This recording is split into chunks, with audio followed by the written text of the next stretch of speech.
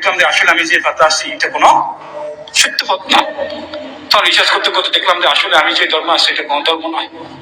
ইসলাম কবুল করলাম। আজকে ইসলাম কবুল করতে গিয়ে আজকে চোখটা অন্ধ। আজকে ইসলাম কবুল করতে গিয়ে আজকে কানে শুনি না। আজকে ইসলাম কবুল করতে গিয়ে আজকে মাথার উপরে চাইনিজ কলের খুব খেলাম। আজকে ইসলাম কবুল করতে গিয়ে মাথা দিয়ে রড ঢুকানো হয়ে গেছে। আজকে ইসলাম কবুল করতে গিয়ে আজকে দাঁত ভাঙা। আজকে ইসলাম কবুল করতে গিয়ে আজকে খুব দিতে আমদা হয়েছে।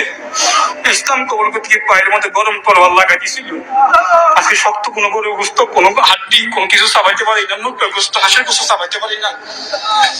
1 মাস 19 দিন, সংক্ষিপ্ত কথা বলতেছি ভাই, মৌলিক কথাগুলা।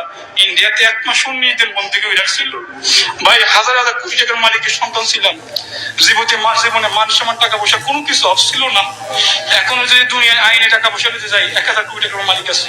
কিন্তু চিন্তা করলাম এর টুপিটা 50 টাকা দাম হতে পারে, পুরো বিশ্ব বেসলের টুপির দাম কেউ দিতে পারবে?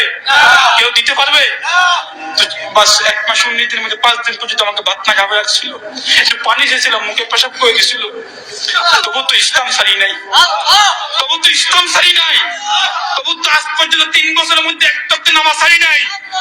আজকে 3 বছরের মধ্যে গালে আজ পর্যন্ত একটু ফুল লাগাই নাই। আজ পর্যন্ত একটু ঢিলা কুলুপ সরাসরি নাই। তুই মুসলমানের করে জন্ম হয়, তুমি মুসলমানের তুমি কেন নামাজ পড়ো না? তুই মুসলমানের করে জন্ম হয়, তুই মুসলমানের কেন তুমি গাল খুলে লাগাও? তুই মুসলমানের করে জন্ম হয়, মুসলমান ফজরের সময় তুমি কেন তুমি মসজিদে শুয়ে আজানের শুয়ে তুমি মসজিদে আসো না? তুই মুসলমানের করে জন্ম হয়, মুসলমান তুমি কেন ঢিলা কুলুপ করো না? ভাই আপনি একটু চিন্তা করেন।